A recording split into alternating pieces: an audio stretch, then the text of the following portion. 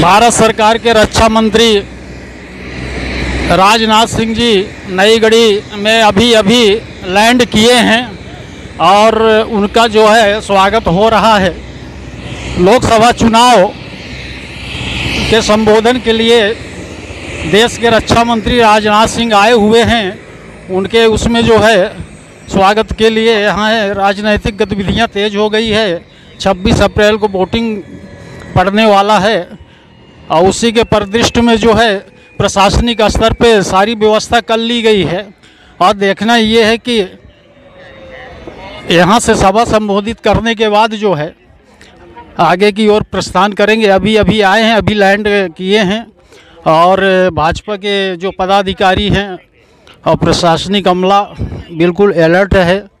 चुनाव के मद्देनज़र रखते हुए 2024 लोकसभा के चुनाव के प्रवेश में ये वो है आ रहे हैं। ऐसे परिस्थिति में अभी लोग अभिवादन करने के लिए कतार बंद जो है खड़े हुए हैं और अभिनंदन स्वागत जो है स्वीकार कर रहे हैं।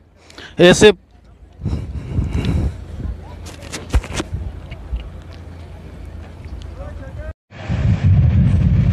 हवा चले चाहे तूफान चले, मैं तो यहीं से बोलूंगा। हमारे मध्य प्रदेश के उप मुख्यमंत्री राजेंद्र शुक्ला, विधायक देवताला श्रीमान गिरीश जी गौतम, सांसद के प्रत्याशी श्री जनार्दन जी मिश्र, जिलाध्यक्ष मऊगंज डॉक्टर राजेंद्र मिश्रा, जिलाध्यक्ष रीवा डॉक्टर अजय सिंह, विधायक गुड़ श्री नागिन सिंह, श्री रणवीर जी रावत प्रदेश महामंत्री भाजपा, श्री राजेश पांडे प्रदेश मंत्री, श्री रामलाल रौते, प्रबोध व्यास लोकसभा संयोजक, श्रीमती नीलम सिंह जनपद अध्यक्ष और श्रीमती नगीना गुप्त और इस सभा में मौजूद मेरे सभी सम्मानित बहनों एवं भाइयों, शायद इस स्थान पर किसी सार्वजनिक सभा को संबोधित करने के लिए पहली बार मैं आया हूं। रीवा की कई सार्वजनिक सभाओं को संबोधित कर चुका हूं, लेकिन शायद इस स्थान पर पहली बार मेरा आना हुआ है। आप लोगों ने स्वागत किया, लेकिन स्वागत और अभिनंदन कभी एक तरफा नहीं होना चाहिए, इसलिए मैं भी अपनी तरफ से आप सभी बहनों भाइयों का हार्दिक अभिनंदन करता हूं, आप सभी का स्वागत करता हूं।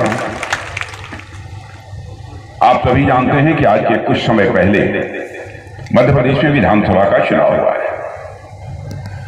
मध्य प्रदेश के बारे में देश के किसी भी कोने में मैं जाता था, लोग ये कहते थे लंबे समय से 2003 से मध्य प्रदेश में भारतीय जनता पार्टी की सरकार है, लेकिन इस बार चुनाव में मामला डमाडोल है।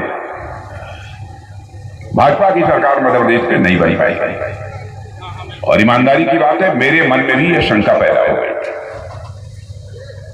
लेकिन जब मध्य प्रदेश की सार्वजनिक सभाओं को संबोधित करने के लिए मैं यहां पर आया और यहां से लौटने के बाद भरकम बहुमत से मध्य प्रदेश में भारतीय जनता पार्टी की सरकार बनने जा रही है। और बहनों भाइयों, आप लोगों ने भारतीय जनता पार्टी की झोली भर दी विधानसभा के चुनाव में। पिछली बार मैं सिंगरौली, सीधी यहां की सार्वजनिक सभाओं को संबोधित कर रहा था, तो एक चिंता भी मैंने व्यक्त की थी। मैंने कहा 4 महीने पहले मध्य प्रदेश के लोगों ने वोट डाला है, प्रचार किया है, और 4 महीने के बाद फिर से वोट डालना, प्रचार करना। तो मैंने ये कहा था कि 1 नेशन 1 इलेक्शन, एक देश एक चुनाव होना चाहिए, एक ही बार में सब निपट जाए, उसके बाद जो है और शेष जो हमारे स्थानीय निकाय के चुनाव है वह एक बार में हो जाए। 2 बार चुनाव इससे ज्यादा 5 साल में नहीं होना चाहिए। यह बात मैंने उस समय कही था, यहाँ के अखबारों में छपा भी होगा। लेकिन मध्य प्रदेश में जो भारतीय जनता पार्टी की सरकार रही है, मुझे याद है 2003 के पहले, क्योंकि 2003 के पहले उत्तर प्रदेश का मुख्यमंत्री मैं भी था, उस समय भी मैं मध्य प्रदेश आया। लोग कहते थे मध्य प्रदेश ये बीमारू राज्य है। 2025, 30, 40 वर्षों में विश्व की महाशक्ति बन जाएगा, सुपर पावर बन जाएगा भारत, यह लोगों की धारणा बनने लगी है। अभी मैं जब दिल्ली से आ रहा था तो इलाहाबाद एयरपोर्ट पर मैं अपनी जब प्लेन से उतरा तो थोड़ी देर के लिए मैं चला गया था, वहां जो रेस्ट रूम होता है उसमें मैं चला गया था। वहां पर एक समाचार पत्र मैंने पढ़ा। समाचार पत्र में एक अमेरिका के एम्बेसडर ने, कहां रख दिया कागज भाई, देखो तो वहां है, मैंने नोट किया था, मैंने एक छोटा सा कागज था। अमेरिका के एम्बेसडर ने, उनका एक स्टेटमेंट था, से मैं देख रहा था, वहां नहीं, अच्छा इसमें रखा हुआ है। अमेरिका के एम्बेसडर ने, मैं दुनिया का सबसे ताकतवर देश यदि कोई माना जाता है तो अमेरिका माना जाता है। तो अमेरिका के एम्बेसडर मिस्टर एरिक गार्सेटी हैं, उन्होंने एक कार्यक्रम को संबोधित करते हुए कहीं पर यह कहा, कोई इंटरनेशनल फोरम था, अंतरराष्ट्रीय मंच था, उसको संबोधित करते हुए उन्होंने कहा, अगर आप भविष्य देखना चाहते हैं, अगर आप भविष्य देखना चाहते हैं तो आप भारत में, आप यदि भविष्य को महसूस करना चाहते हैं तो आप भारत आए, और यदि आप भविष्य पर काम करना चाहते हैं तो भारत आए। यह दुनिया के सबसे शक्तिशाली देश अमेरिका के राजदूत ने कहा है। यह हम लोगों के लिए कोई छोटी बात नहीं है। और भारतीय जनता पार्टी के बारे में, और मैं तो प्रेस के दोस्तों से नहीं कहूंगा, हमारी कोई भी बात गलत हो तो आप अखबारों में लिख दीजिएगा, कह दीजिएगा कि राजनाथ सिंह ने झूठ बोला है। शंका हो तो हमसे बात कर लीजिएगा, हम उसका समाधान देंगे। क्योंकि आज तक जो मैंने राजनीति की है, जनता की आंखों में धूल झोंक के बहनों भाइयों कभी राजनीति नहीं की है, जनता की आंखों में आग डालकर मैंने राजनीति बराबर। यह सावधानी हमें बरता है।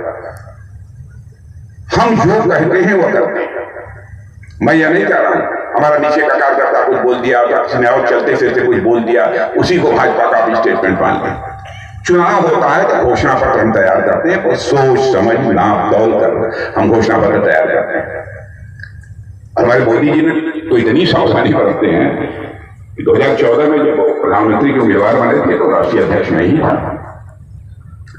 उस समय भी उन्होंने कहा कि राजनाथ जी देख लीजिएगा चुनावी घोषणा पत्र, कहीं कुछ ऐसा ना हो जाए हम उसमें कह दें कुछ और कर ही ना पाए। और 2019 में कहा कि घोषणा कमेटी के चेयरमैन कोई बनेगा, राजनाथ सिंह बने, हम ही को बना दिया। 2024 में भी हम ही को बना दिया। नाप तौल कर चीजों को चाहते हैं कि घोषणा पत्र में शामिल किया जाए ताकि जो कहा जाए वो हो। अब मैं याद दिलाना चाहता हूं 1984 में थे लगातार हम लोग अपने घोषणा पत्र में भाजपा ये कहती चली आ रही है कि हम हमारी सरकार बनेगी, संसद के दोनों सदनों में बहुमत मिलेगा, अयोध्या की धरती पर भव्य राम का मंदिर बनने से दुनिया की हमें कोई ताकत रोक नहीं पाएगी। बहनों भाइयों, आपने देखा कि आपने संसद के दोनों सदनों में बहुमत दे दिया, हुआ है अदालत के फैसले से, लेकिन अवसर हमको मिला है, अवसर हम लोगों को मिला है कि अयोध्या की धरती पर आज भव्य राम का मंदिर बनकर खड़ा हो गया। मर्यादा पुरुषोत्तम भगवान राम अपनी झोपड़ी से निकलकर अपने महल में स्थापित हो चुके हैं। बहने भाइयों, मुझे तो ऐसा लगता है कि भारत में अब राम राज्य आने का यह शुभ संकेत है। राम राज्य हम कहते किसे? जब लोगों के अंदर अधिकार बोध के बजाय कर्तव्य हो यह ज्यादा पैदा हो। और आपने देखा कि सारा संकट रामायण काल में भी खड़ा हुआ था कैकेयी के कारण ही नहीं, क्योंकि उनके अंदर अधिकार बोध ज्यादा पैदा हो गया था, कर्तव्य बोध नहीं था। शेष लोगों ने अपने कर्तव्य का ही निर्वाह किया था। मुझे ऐसा लगता है हम लोगों ने कहा था धारा 370 समाप्त कर देंगे, चुटकी बजाकर समाप्त कर दिया। अब ट्रिपल तलाक, लोग कहते हैं साहब भाजपा वाले हिंदू मुसलमान की बात करते हैं। बहनों भाइयों, मैं ईमानदारी से कहना चाहता हूं, हिंदू मुसलमान ईसाई यहूदी इस नाम पर हम कोई भेदभाव नहीं करते, कोई भेदभाव नहीं करते। हम सबको साथ लेकर चलना चाहते हैं। जो भी भारत की धरती पर पैदा हुए हैं और सभी भारत माता की संतानें हैं, हम यह मानकर चलते हैं, कोई भेदभाव नहीं करते। और यह आरोप तब और तेजी से लगाना लोगों ने प्रारंभ किया जब हम लोगों ने कहा कि 3 तलाक की प्रथा को हम समाप्त करेंगे जब हमारी सरकार बनेगी। हमने तो पहले कहा था, ऐसा नहीं है कि किसी की आंखों में धूल झोंक कर हमने इसे समाप्त कर दिया। हमारी प्रतिज्ञा थी, हमारा वचन था। क्यों? क्योंकि हिंदू हो, ईसाई हो, मुसलमान हो, यहूदी हो, पारसी हो, किसी परिवार की मां बहन बहनों भाई हो, वो हमारी मां बहन है यह मानकर भारतीय जनता पार्टी के लोग चलते हैं। नारी का सम्मान यह हमारी प्राचीन परंपरा रहा है। नारी को शक्ति स्वरूप माना गया है हमारे यहां देश में। अब कोई किसी से शादी करके और 10 दिन के बाद 3 बार तलाक तलाक तलाक बोल दे, उसकी छुट्टी कर दे, तो दुनिया में कोई इसे भले ही बर्दाश्त कर ले, लेकिन भारतीय जनता पार्टी बर्दाश्त नहीं कर सकती। सत्ता आए और जाए इसकी हमको परवाह नहीं है, लेकिन नारी शक्ति को अपने हिंदुस्तान की धरती पर हम कभी अपमानित नहीं होने देंगे। यानी मैं देखूं तो बहुत सारे ऐसे मामले हैं जिन पर की बहुत दिलेरी के साथ हमारी सरकार ने कदम लिया। अब गरीबी मध्य प्रदेश के लोगों ने अच्छी खासी देखी है, मैं जानता हूं, लेकिन मैं कह सकता हूं बड़ी संख्या में लोग मध्य प्रदेश में भी गरीबी के संकट से बाहर निकले हैं, जिसे अति गरीब कहते हैं, खाने की मुसीबत है। यह हालत थी मध्य प्रदेश में, क्योंकि मैं बहुत पहले से आता जा रहा हूं, मेरे रिश्ते नाते भी यहां पर यह हालत हो जाती है। लेकिन मैं नहीं कह रहा, एक नीति आयोग है और उसके फिर दूसरे